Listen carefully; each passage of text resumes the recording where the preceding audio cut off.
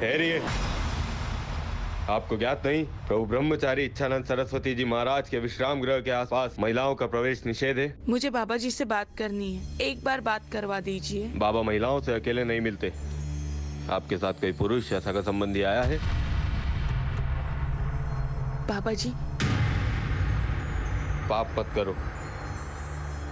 बोलिए, क्या परेशानी है आपकी?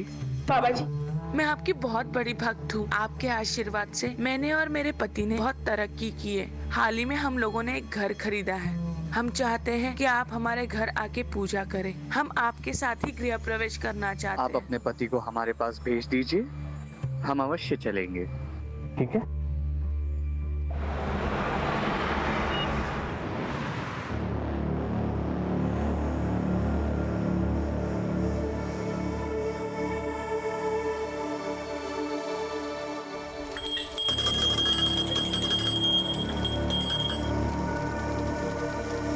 पूजा संपन्न हुई। अब हम आपसे विदा लेते हैं। बाबा जी, इतनी कड़ी धूप में आप वापस गाजियाबाद जाएंगे, वो भी खाली पेट? नहीं बाबा जी, मैंने आप सभी के लिए भोजन का इंतज़ाम किया है बाबा जी। बाबा जी, मैंने बिना प्याज लहसुन मसाले का खाना पकाया है, बिल्कुल सात्विक है। अगर आप भोग लगाएंगे तो हम सब खाना खा पाएंगे।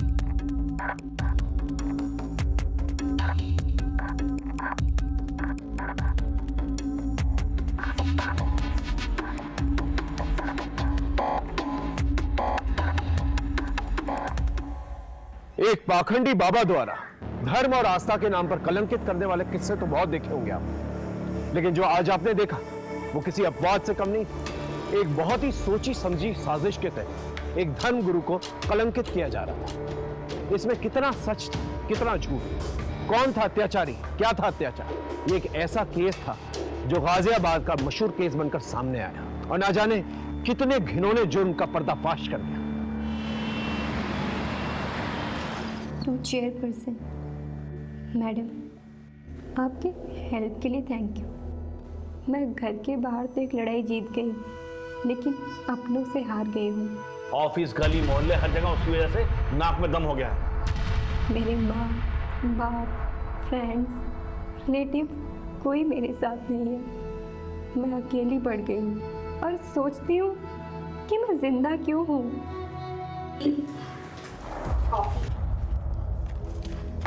क्या छिपा रहे हो? दी, ये आप लिख रही हो जो अपने स्कूल की टॉपर, अपने कॉलेज की टॉपर, अपने कॉलेज यूनियन की प्रेसिडेंट रह चुकी है।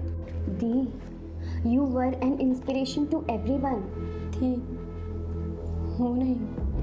अब तो ना मेरे पास जॉब है, ना मेरी लाइफ है और ना ही पैसे हैं।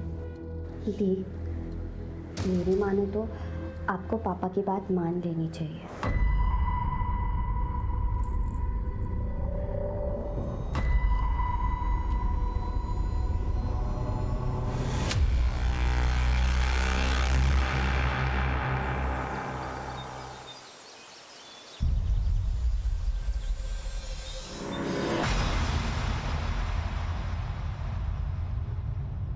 हटो मेरे रास्ते से।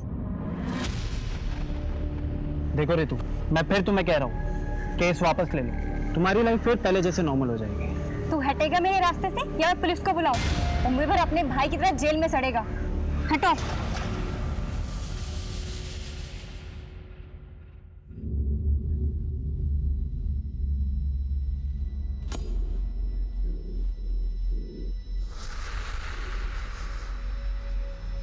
अब मेरे सामने ऐसे ब्रह्मचर्य का जाप करने से क्या होगा?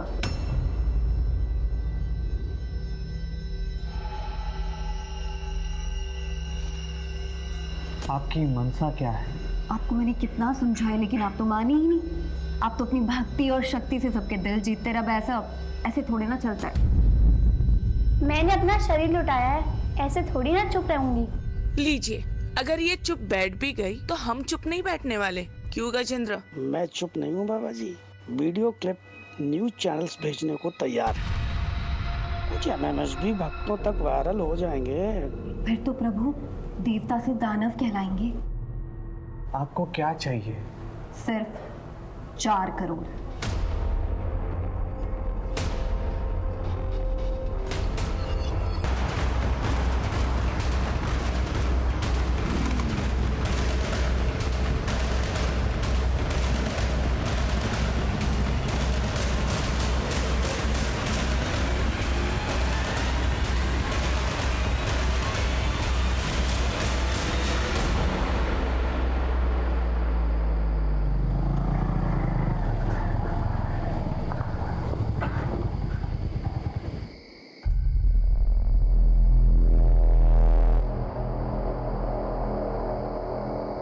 आप ना यहाँ पर रुको, मैं देख के आता हूँ।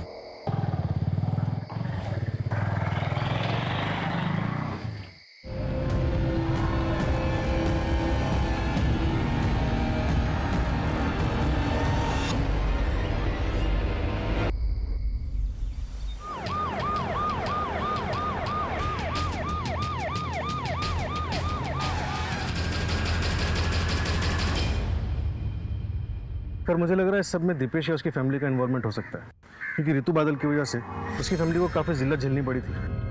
क्या नाम था लड़के का? दीपेश तोमर सर। क्या हुआ? अभी भी जेल में। केस की सुनवाई हो चुकी है लेकिन केस का फैसला आना बाकी है। मोबाइल फोन या पर्स वगैरह कुछ मिला? No sir. बॉडी को पंचनामे के बाद पोस्टमार्टम के लिए भेज दो।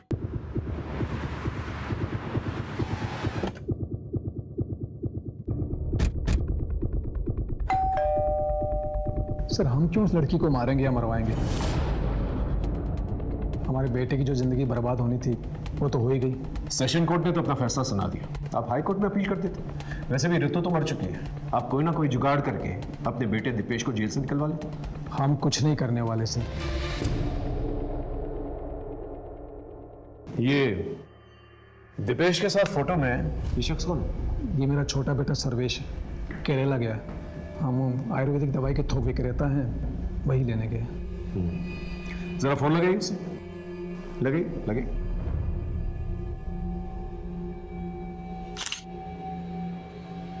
The number you are trying to call is currently switched off. Sir switch off. Switch off. एक काम करो, इनके फिंगरप्रिंट्स लो।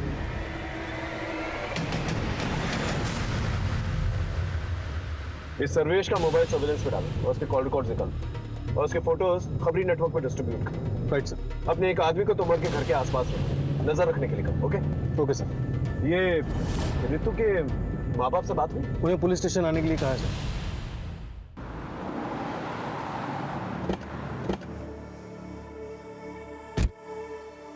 सर मेरी बेटी लड़ाई लड़ते लड़ते थक गई थी, फिर भी उसे किसी ने मार दिया। हमारी ऋतु बचपन से ही दिमाग तेज और निडर लड़की थी, लेकिन इस रेप केस वाली घटना के बाद उसे और हमें सबको तोड़ के रख दिया था सर। उसने कुछ बताया था कि वो उस रात कहाँ गई? उससे ज्यादा कुछ पूछते नहीं थे सर। उससे कुछ पूछते तो वो जल्दी चिढ़ जाते थे। मेरी बेटी अंदर से बहुत ही टूट गई थी। सर, ये लेटर ऋतु दीदी के डेस्क से मिला था।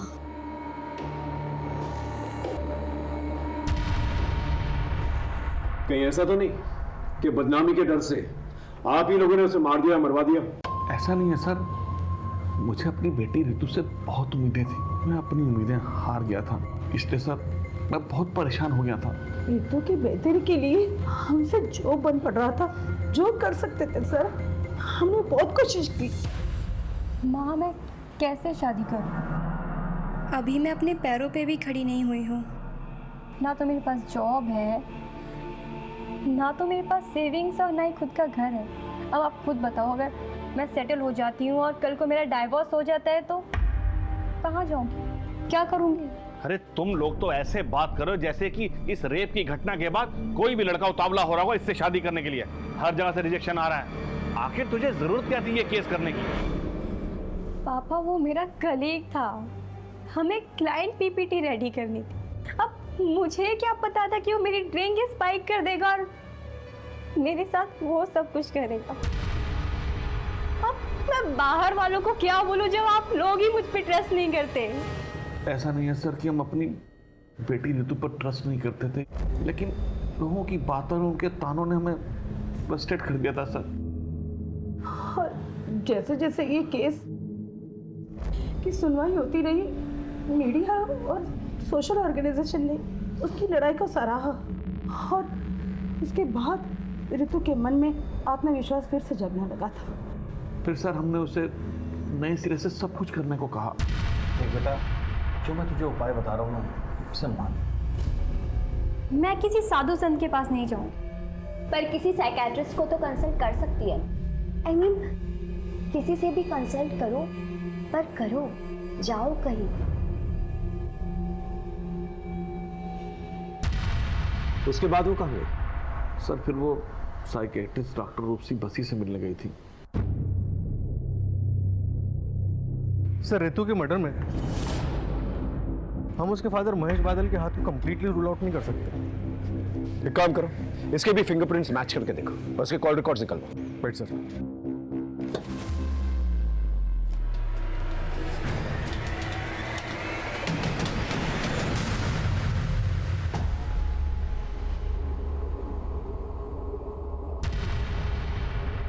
पिछले महीने का चढ़ा हुआ आप पहले ही ले जा चुकी हैं। अब जो कुछ भी जमा पूंजी है यही है। प्रणव, ये हमारे आश्रम के गहने पैसे हैं, ये हम ऐसे ही किसी को नहीं दे सकते। आप रहेंगे, आपकी आस्था रहेगी, तभी तो ये आश्रम रहेगा।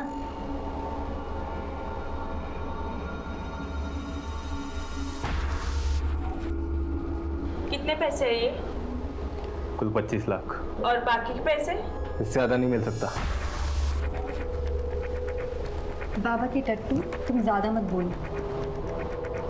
अगर आप पीछे की जमीन का एक छोटा सा हिस्सा बेच देंगे ना, तो किसी को कुछ पता नहीं चलेगा। खरीदार मैं लेकर आ जाऊंगी, आप बस जमीन के कागजात तैयार करवा दीजिए।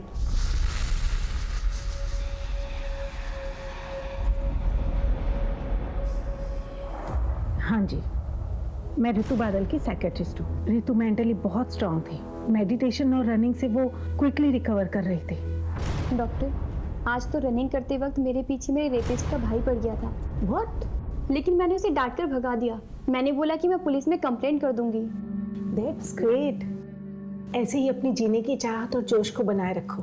बस 3-4 सेशन और फिर तुम्हें मेरे पास भी हफ्ते में 2 बार आने की जरूरत नहीं है, महीने में 1 बार आ जाना। एक्चुअली मैं भी आपको यही बताने वाली थी कि अब आगे से मैं आपके पास नहीं आ पाऊंगी, क्योंकि मुझे मेरे स्पिरिचुअल गुरु मिल गए हैं। उनसे बातें करना, उनकी बातें सुनना मुझे बहुत अच्छा लगता है। उस गुरु के बारे में कुछ बताया था उसने? वो कौन था, उसका नाम क्या था? इच्छा। क्यों भाई, फिर से कोई बुरा सपना देखा क्या? आप भूल क्यों नहीं जाते कि आप गाजियाबाद में नहीं हो, बल्कि अपने घर ऋषिकेश में हो?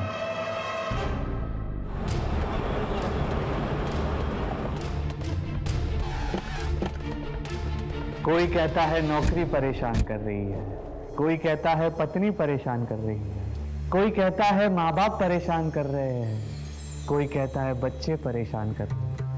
मेरा उन सब से एक ही जवाब है, अगर इतना परेशान कर रहे हैं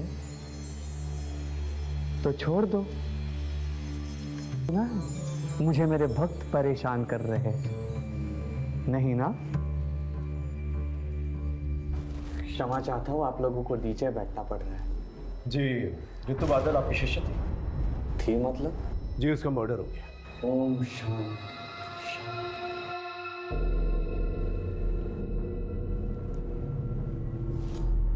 कब? 3 दिन पहले। बहुत तेजस्विनी थी वो, बेहद दुखद समाचार है। वो प्रभु के पास बहुत ही दुख दुविधा की घड़ी में आई थी। बाबा जी, मुझे लगता है कि मेरे आसपास सब फेक है, कोई अपना नहीं है, कोई मुझे लाइक नहीं करता, कोई लव नहीं करता, करेगा भी नहीं और जरूरत भी नहीं। आप पहले अपने आप से प्रेम करो, because you are your best company. आप अपने सबसे अच्छे साथी हैं, सबसे अच्छे प्रेमी हैं। उसके बाद वो हमारे आश्रम में रोज आती, सत्संग के समय महिलाओं के घेरे में खूब नाचती और हमेशा खुश रहती। उसके बाद मैंने सुना कि वो भोजनालय में अपनी सेवा देती, बागबानी करती, चिड़ियों को दाने डालती। जब उसने आश्रम आना बंद कर दिया तो आपने उसके माँ बाप से पूछा नहीं कि वो क्यों नहीं आ रही? ये तो खुला आश्रम है, ना किसी को आने की मनाही है ना जाने की। वैसे ऋतु बादल में आपने क्या खास नोटिस किया था? लोग कहते हैं कि आश्रम में आने के बाद वो हमेशा खुश रहती थी, जीवन को एक नए सिरे से अपना रही थी। ऐसे में उसकी हत्या हो जाना ये बहुत दुर्भाग्यवश है। आज के ज़माने में बाबा कितने भी अच्छे, मुझे विश्वास नहीं। आपने एक आदमी को इस आश्रम के पास तैनात रखा। ये सर्वेश के बारे में कुछ पता चला? नहीं सर, उसका फ़ोन भी बन जा रहा है और वो घर पे भी नहीं है। एक काम करो, दीपेश से मिलने के लिए, उससे पूछताछ करने के लिए जेल में एक एप्लीकेशन डालो और ये पता करो ये सर्वेश दीपेश के साथ मिलकर जेल में कुछ प्लान तो भी करो। Right sir.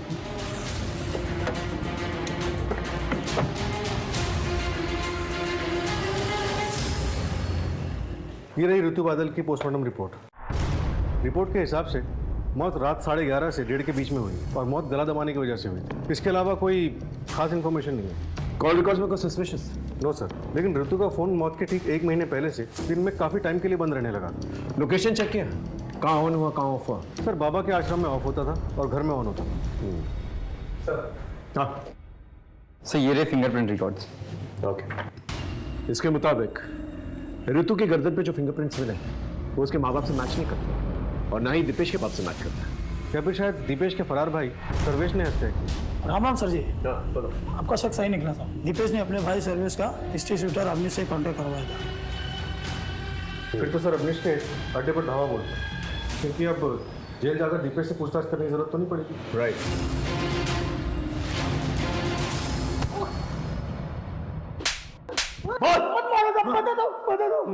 सब सर्वेश मुझे मिला था और उसने ऋतु बादल को मारने की बात भी किया था मुझसे। तूने उसे मार डाला? नहीं, मैंने नहीं मारा था, क्योंकि एक रोज पहले वो मुझे एडवांस के पैसे देने वाला था, लेकिन पैसे लेके वो आया ही नहीं।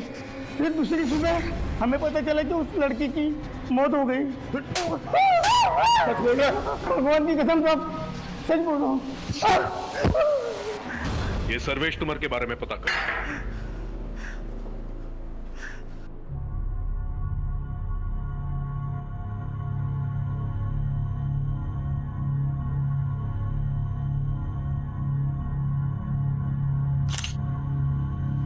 दिखाओ, अच्छी आई है ना? अच्छी आई है। ये देखो। नीतू जी, मैंने आपके बारे में न्यूज़पेपर में पढ़ा था। तो क्या सोचा तुमने? लड़की ने लड़के को फंसा लिया? नहीं नहीं, मैंने ऐसा नहीं सोचा। मतलब मैंने सोचा कि आपके अंदर इतनी हिम्मत कहाँ से आई। मतलब आपका रेप हुआ, उसके बाद आप सीधे हॉस्पिटल गई, उसके बाद आपने मेडिकल एग्जामिनेशन करवाया, फिर आप पुलिस स्टेशन गई, रिपोर्ट लिखवाई। क्योंकि मैं अगर पूरे प्रोसेस से नहीं जाती तो कहीं पकड़ा ही नहीं जाता। मतलब वो इतने बड़े बिजनेसमैन का बेटा, वो तो आप जानते ही हो। और आपको सेंस भी हो गया होगा कि वो कल जाकर आपको बदनाम तो करेगा ही, आपकी नौकरी भी चली जाएगी, आपके परिवार वाले आप पर सवाल भी उठाएंगे। यही तो प्रॉब्लम है।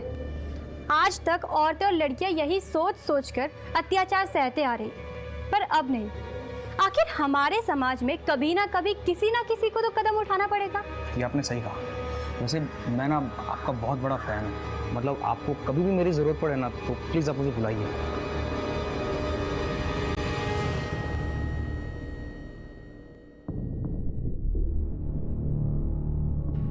ऋतु बादल ने AA एंटरप्राइजेस के खिलाफ केस दर्ज किया, लेकिन क्यों? ऋतु ने मुझे बताया था कि ऑफर लेटर मिलने के बाद जब वो दूसरे दिन जॉब ज्वाइन करने गई तो उन्होंने उसके साथ वियर्ड बिहेव किया। I am sorry Ritu, company ने आपकी जॉब अपॉइंटमेंट होल्ड पर कर दी। But why? वेल, हमें पता चल गया कि तुम्हें पिछले जॉब से क्यों निकाला गया था। ओह, जस्ट बिकॉज मैंने अपनी एक कलीग पर रेप केस फाइल किया आपने भी मेरा करेक्टर सर्टिफिकेट बना लिया? आपने एक बार भी ये नहीं सोचा कि शायद वाकई मेरा रेप हुआ था? अजी मेरे साथ है, कल आपके साथ भी हो सकता है। I can understand Ritu, but frankly speaking her company के टॉप मैनेजमेंट मर्द होते हैं एंड ऑफ द रिकॉर्ड हमारे एमडी को तुम्हें अपॉइंट करने में रिस्क लग रहा है। सीरियसली? आपकी कंपनी तो अपने आप को वीमन फ्रेंडली क्लेम करती है ना, लेकिन आज पता चला आपकी कंपनी की पॉलिसीज भी ड्यूबियस है और आपकी कंपनी भी बाकी की कंपनियों की तरह हिपोक्रेट है। आपने बिल्कुल अच्छा नहीं किया। मैं आपको ऐसे नहीं छोड़ूंगी, मैं इस कंपनी को कोर्ट में सू करूंगी।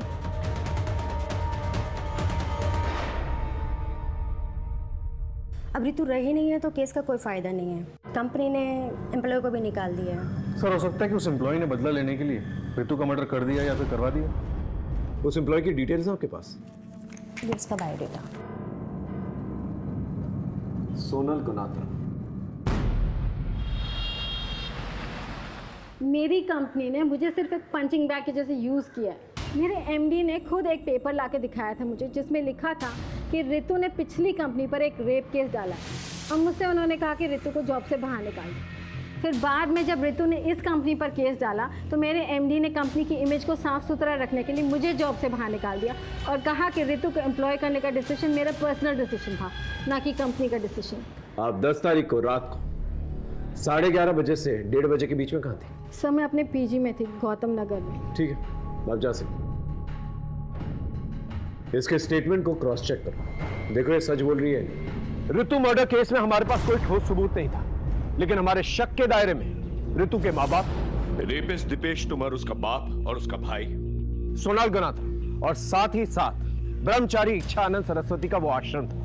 क्योंकि हमारे पास कोई ठोस सबूत नहीं था, इसलिए हम किसी को अरेस्ट नहीं कर सकते थे। सर्वेश तोमर अभी भी लापता था, लेकिन यह पता लगाने के लिए कि उसने मर्डर किया है कि नहीं, हमने उसके पर्सनल टूथब्रश को फिंगरप्रिंट एनालिसिस के लिए भिजवा दिया था और इसी बीच हमें एक लीड मिली। हेलो साइबर सेल, ऋतु बादल की इंफॉर्मेशन शेयर की थी मैंने, उसका कुछ पता चला? इंफॉर्मेशन करेक्ट है, थैंक यू सर। एक सुराग मिला है, ये देखिए।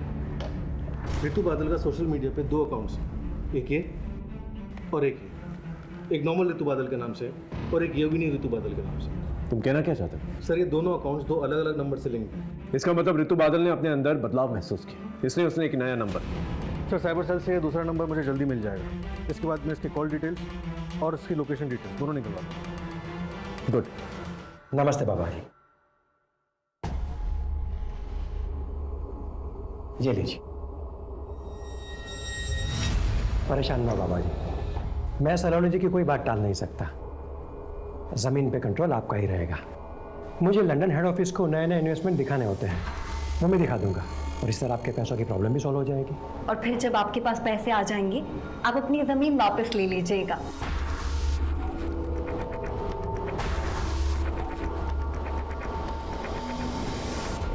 सर ये देखिए, ऋतु के दूसरे नंबर के कॉल रिकॉर्ड्स। ये नंबर ऋतु की मौत से 10 दिन पहले लिया गया था। और सर ये देखिए, 10 तारीख की शाम 6:30 बजे ऋतु को किसी आनंद प्रसाद नाम के आदमी ने फ़ोन किया था और उसके बाद 10:30 बजे रात को उसका फ़ोन लोकेशन आनंद प्रसाद का घर दिखा रहा है और फिर आधे घंटे बाद उसी एरिया में उसका फ़ोन स्विच ऑफ हो जाता है और 15 किलोमीटर दूर ऋतु की मौत। एक काम कर, इस आनंद प्रसाद की डिटेल्स दिखा। Okay sir.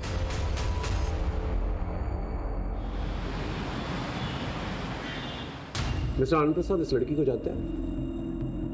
हाँ हाँ, ये तो वही लड़की है जो मेरे पास जॉब के लिए आई थी। Hello sir. बैठो बैठो। आप मिलने के लिए बहुत डेस्परेट थे मिस ऋतु? एक्चुअली सर, आपकी कंपनी की अपॉइंटमेंट के बारे में मुझे आज ही पता चला, तो मैंने सोचा कि वैकेंसी फुल होने से पहले मैं आपसे आके घर ही मिल लूँ। कितनी देर तक थी आपके घर पे? तकरीबन आधे घंटे में।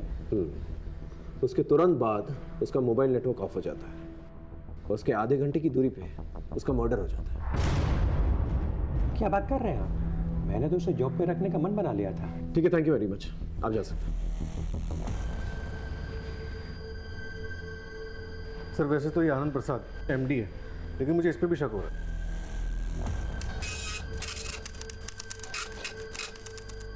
मिस्टर आनंद प्रसाद, ये रहा आपके कॉल रिकॉर्ड्स।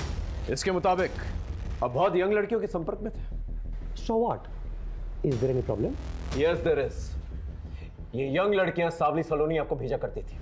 ऋतु को भी सावली सलोनी ने आपको भेजा था, और सावली सलोनी खुद जिस्म फरोशी के लिए जेल जा चुकी है। अब आप सच बताएंगे, क्योंकि ऋतु बादल का मर्डर हो चुका है जो आपके घर आई। बोलिए। ऋतु एक एस्कॉर्ट थी और सावली सलोनी उसकी एजेंट। ये बात आपको ऋतु ने बताई? जी नहीं, सावली सलोनी ने बस यही कहा था कि पहले वो नौकरी की बात करेगी, फिर समझ में आएगी। जॉब तो तुम्हें टिप समझ कर दे दूंगा, लेकिन जिस सर्विस के लिए पैसे लिए हैं वो तो शुरू करो। कौन सी service? Body to body service. आपको कोई गलतफहमी हुई है। मुझे सलोनी जी ने यहाँ सिर्फ और सिर्फ जॉब के लिए भेजा था। लेकिन तुम्हारे 1 घंटे के लिए उसने मुझसे 40,000 लिए हैं। So don't waste my time baby. रुको। जब तक ये केस सॉल्व नहीं हो जाता ना, आप हमारे मेहमान बने रहे। लेके जाओ। सावली सलोनी को ढूंढना बहुत जरूरी है, और ये पता लगाना बहुत जरूरी है कि ये ऋतु बादल का मर्डर केस सावली सलोनी के सेक्स रैकेट से तो नहीं जुड़ा हुआ, और कोई पर्सनल रंजिश तो नहीं। इस सर्वेश के बारे में कुछ पता चला? सर वो अभी भी अंडरग्राउंड, और सर ऋतु बादल के गले पे मिले फिंगरप्रिंट्स के निशान सर्वेश के फिंगरप्रिंट से मैच नहीं करते। सर हो सकता है सर्वेश ने खुद ये मर्डर ना किया, और ना ही अवनीश चौधरी से करवाया, बल्कि शायद किसी और से करवाया।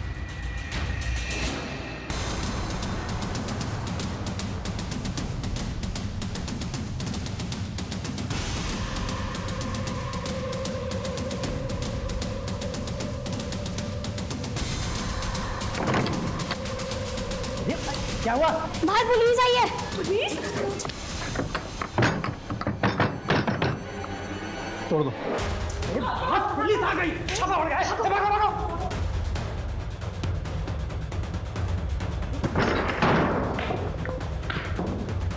उस तरफ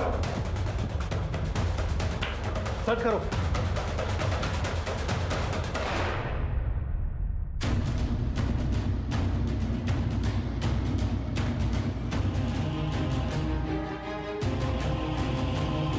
सर एक हार्ड डिस्क मिला है, और इसके अलावा सारा सामान रेगुलर है। ठीक।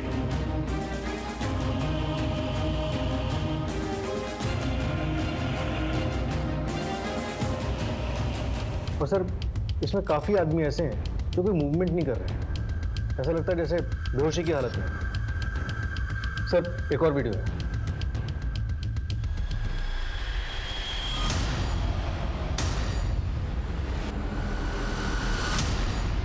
ये सत्य है कि सावली सलोनी मुझे ब्लैकमेल कर रही थी। आपको ये बात हमें पहले बतानी चाहिए थी, हम उसे पकड़ने की कोशिश करते। लेकिन हमारी मुफ्त में बदनामी होती, ना मुझे कुछ हासिल होता ना हमारे आश्रम। आपको इस बात का पता है कि ऋतु बादल सावली सलोनी के संपर्क में थी? ये नहीं हो सकता। क्या आप ये बता सकते हैं कि कभी आपने ऋतु को सावली सलोनी के साथ देखा? हो सकता है उसके कहने पर वो इस आश्रम में आई। जी नहीं, हमें ऐसी कोई जानकारी नहीं थी, और ऋतु का परिवार हमारे आश्रम से सालों से जुड़ा हुआ है, तो फिर वो सावली सलोनी के कहने पर हमारे आश्रम में क्यों आएगी? ये सावली सलोनी आपको ब्लैकमेल क्यों कर रही थी? यही सवाल मैंने उससे भी किया था।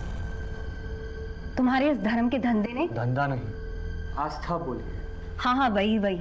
तुम्हारे इस आश्रम के कारण लोगों ने मेरे ठिकाने पर दारू पीना, चरस गांजा फूकना, सेक्स करना कम कर दिया है। इन सब की भरपाई के लिए तुमको पैसा देना होगा। हम बहुत जल्द सावली सलोनी को पकड़ लेंगे। अगर वो आपके संपर्क में आती है तो प्लीज हमें इन्फॉर्म कीजिएगा।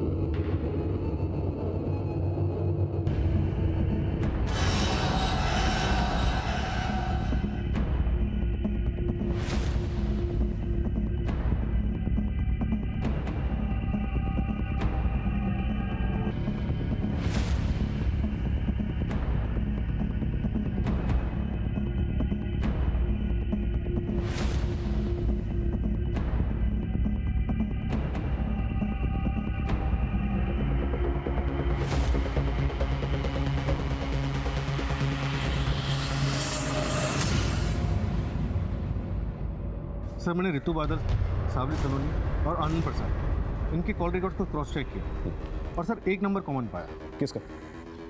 चमन श्रीवास्तव, ये उसका फोटो।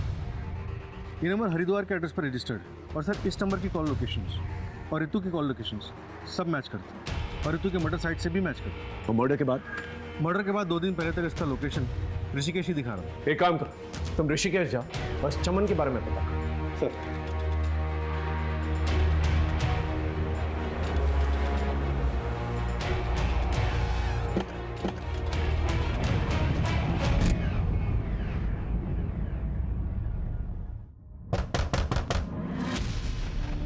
जी चमन श्रीवास्तव। जी मेरा भाई है। आप कौन? UP police. सर चमन जब से गाजियाबाद से आया था हमेशा परेशान रहता था। वो किसी ऋतु का नाम लेता था, रोज रात वो डरावने सपने देखता था और अचानक नींद से उठ जाता था। और अभी कुछ दिन पहले ही वो वापस गाजियाबाद चला गया। मैं गाजियाबाद जा रहा हूँ, मुझे वहाँ पर कुछ हिसाब चुकता करना बाकी है। पर सर हुआ क्या? हमें शक है तुम्हारे भाई चमन ने रितु बादल नाम की लड़की का खून किया। नहीं सर, मेरा भाई एक कलाकार आदमी है, वो किसी का खून नहीं कर सकता। क्या करता है तुम्हारा भाई? सर चमन पहले फोटोग्राफर था और अब वीडियो बनाने का काम करता है। कहीं वो इसके लिए काम तो नहीं करता? नहीं सर, मैं इसे नहीं जानता। और सर चमन ने मुझे कभी बताया नहीं कि किसके लिए काम करता है। तुम्हारे भाई से आखिरी बार बात कब हुई थी? सर उसका फ़ोन 2 दिन से स्विच ऑफ आ रहा है। ऐसे बहुत सारे सवाल थे जिसका जवाब अभी तक हमारे पास नहीं था, जैसे ऋतु और चमन का कनेक्शन, ऋतु और सावली सलोनी का कनेक्शन, और इन सब में सावली सलोनी इच्छानंद सरस्वती को ब्लैकमेल क्यों कर रही थी। जब तक हम इन सवालों के जवाब ढूंढते हमें एक लाश मिली जिसने हमारी उलझनें और भी बढ़ा दी।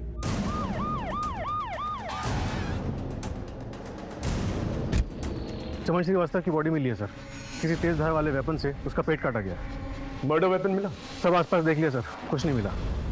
मेरी गट फीलिंग कह रही है कि ये केस इच्छानंद सरस्वती और सावली सलोनी के बीच में कहीं ना कहीं उलझा हुआ है। सर आश्रम पे हमारी नजर है, लेकिन सावली सलोनी का कोई ठिकाना नहीं मिल रहा। ऐसे बैठे रहने से तो कुछ भी नहीं होने वाला।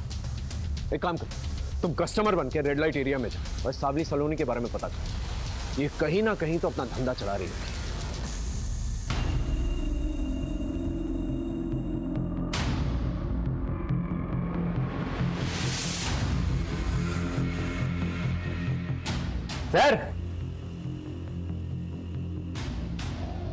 सर क्या चाहिए? एक बात बताओ, कोई कॉलेज का कौला माल मिलेगा क्या? एकदम बढ़िया पटाखा, मतलब वो समझते हो ना, एयर होस्टेस मॉडल टाइप का वैसा। यहाँ तो सिर्फ इन्फॉर्मेशन मिलेगा, बाकी काम तो होटल में होगा, लेकिन पैसा बहुत लगेगा। तो भैया पैसों की चिंता मत करो, बस तुम माल दिखाओ तो एकदम टकाटक होना चाहिए। एक मैडम है, बात करके बताता हूँ।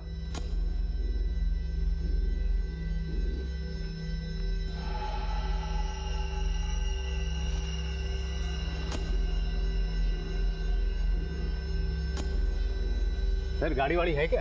तो गाड़ी है ना बाबू, इधर है, चलो आओ। चलिए चलो।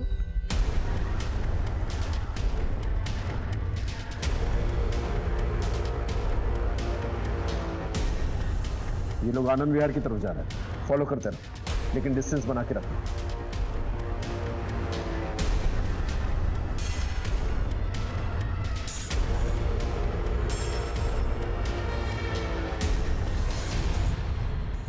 सलोनी जी।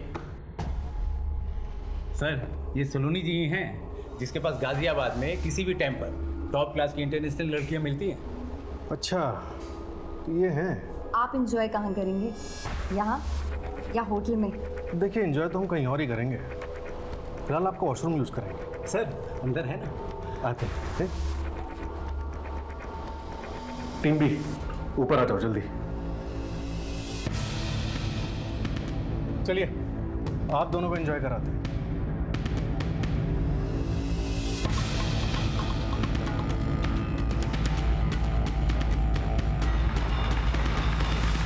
बहुत नचाया तुमने हमें सावली सलोनी, अब सच बोलने का टाइम आ गया है। क्यों मारा ऋतु को? नहीं सर, मैंने उसको कोई मर्डर नहीं किया और ना ही मैंने उसका मर्डर करवाया। हाँ, मैंने उसे अपने क्लाइंट के पास ज़रूर भेजा था। तुझे ना उसे थोड़ा इम्प्रेस करना है। हाँ मैं कर लूँगी, मेरी वर्क प्रोफाइल अच्छी है। वो कुछ और ही समझ रही थी, लेकिन तुम ऑलरेडी पैसे ले चुके थे उसके नाम पर। नए में तो सब लड़कियां ऐसे ही करती है सर, पर मुझे क्या पता था कि वो ऐसे भाग जाएगी। ये चमन श्रीवास्तव कौन? वैसे तो वो वीडियो बनाता है, पर लड़कियों की सिक्योरिटी के लिए हम उसे साथ में भेज देते थे। पर वो उस ऋतु को पसंद करने लग गया था और उसी ने उसे भगाने में भी मदद की थी। इसने तुमने उसका मर्डर कर दिया? नहीं सर, मैंने किसी को नहीं मारा सर। चलिए 1 मिनट के लिए मान लेते हैं कि तुमने ऋतु और चमन को नहीं मारा, लेकिन ब्रह्मचारी इच्छानंद सरस्वती, उसे तो ब्लैकमेल किया ना तुमने? बिल्कुल किया था सर। करती नहीं तो वो रास्ते पे कैसे आता? ऋतु तो काफी सुलझी हुई लगी, तुम्हारे संपर्क में कैसे? मेरे पार्टनर की मदद से। उसी ने उसे धोखे से मेरे पास भेजा था। कौन है तुम्हारा पार्टनर? सावली सलोनी ने तुम्हारी पूरी सच्चाई हमें बता दी। ये है वो डायरीज जिसमें तुम्हारे पूरे क्लाइंट्स के नंबर हैं और वो सारी लड़कियों के नंबर हैं जिनसे तुम प्रोस्टिट्यूशन कराया करते थे। आज वो तुम्हारी चुंगल से आजाद है तो तुम्हारे खिलाफ बयान देगी। अब तुम अपनी कहानी खुद बताओगे या मुगल भाई? बोलो।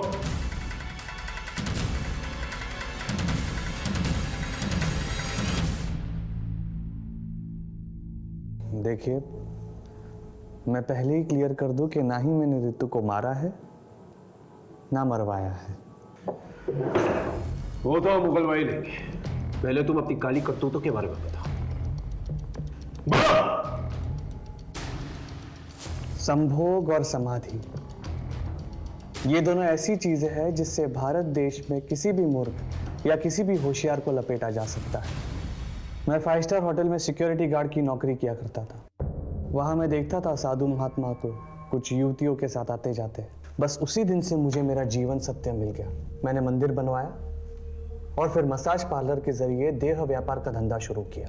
और फिर तुमने सावली सलोनी जैसे धंधे वाली से कनेक्ट किया, है ना?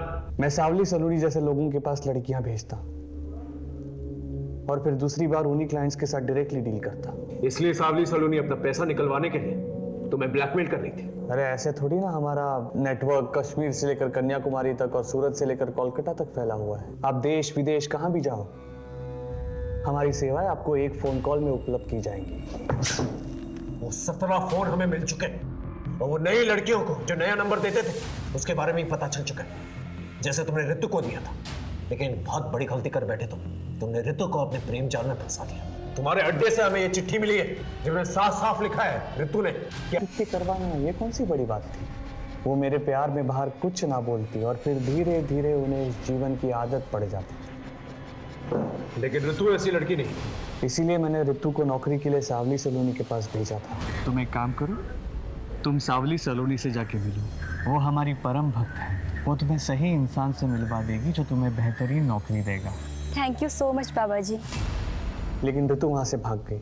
और ये बात तुम्हें चमन के थ्रू पता चली, जो तुम्हारे लिए ब्लैकमेलिंग किया करता था और सेक्स वीडियोस बना करता था। और फिर बाद में तुमने ऋतु को मारा। मैंने ऋतु को नहीं मारा, लेकिन हाँ, चमन ऋतु को भगा कर ले गया था। जब तक हम लोग वहां पर पहुंचे तब तक ऋतु मर चुकी थी और चमन भी गायब था। चमन गायब नहीं हुआ था, तुमने उसे मार दिया। मारा नहीं, मुक्ति दी थी।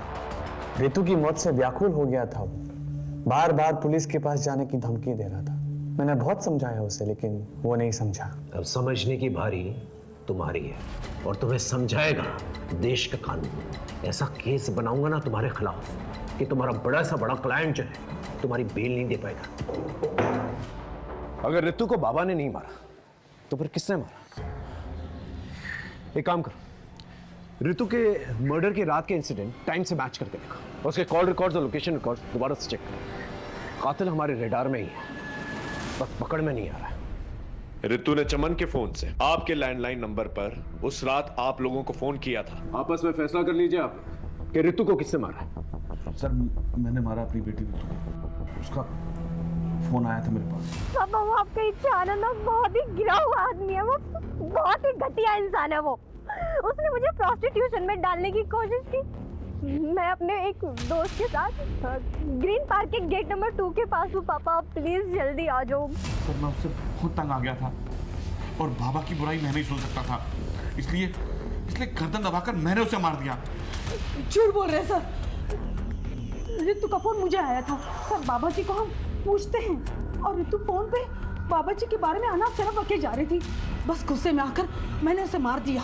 नहीं इंस्पेक्टर साहब, ऋतु को मैंने मारा है। नहीं साहब, मैंने मारा है सर। सर, मैंने मारा है सर। ये रहे आप लोगों के फिंगरप्रिंट रिकॉर्ड्स।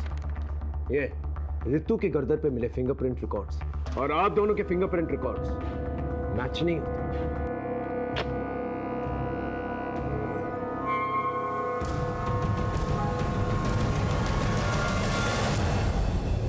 हाँ, मैंने मारा रितु को, तंग आ गई थी उसके वजह से मुझे अपने ऑफिस में अपने कलीग से, अपने फ्रेंड से सुनना पड़ता था। इसकी बहन ने लड़के के मजे ले लिए और फंसवा दी। लेकिन ये बात सच नहीं थी, तुम भी जानती थी। हाँ, पर रितु बहुत फॉरवर्ड थी, तो मुझे लगा शायद अटेंशन के लिए इनवाइट किया होगा। उसकी वजह से मुझसे सब लड़के कटने लगे थे। अरे इसके साथ डेट पर मत जाना, वरना रेप के चार्जेस में अंदर करवा देते। पर फिर जब उस दिन उसने वो बाबा के धोखेबाज वाली बात की, तो फिर मेरी सटक गई। मुझे लगा ये सारे पंगे इसी के साथ क्यों होते हैं? शायद यही सब कुछ करती होगी और मैंने मार दिया उसको। और ये बात तुमने अपने माँ बाप को बताई। वो एक बेटी तो खो ही चुके थे, दूसरी नहीं खोना चाहते थे, इसलिए तुम्हें प्रोटेक्ट कर रहे थे। हाँ सर। ब्रह्मचारी इच्छानंद सरस्वती एक फ्रॉड, एक धोखेबाज इंसान है और उसकी आस्था में आकर तुमने अपनी बहन को ही मारा।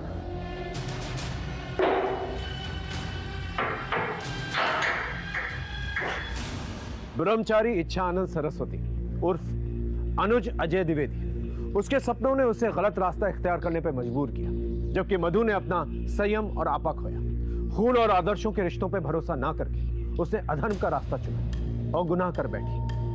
पैसों और जिस्म की रंगीनियों से दूर रहे। इसी दस्तक के साथ मैं सीनियर इंस्पेक्टर हिमांशु रावत आपसे विदा लेता हूं। फिर मिलेंगे एक नए केस के साथ। तब तक देखते रहिए क्राइम पेट्रोल दस्तक, क्योंकि मकसद बताना नहीं, बचाना है। जय हिंद।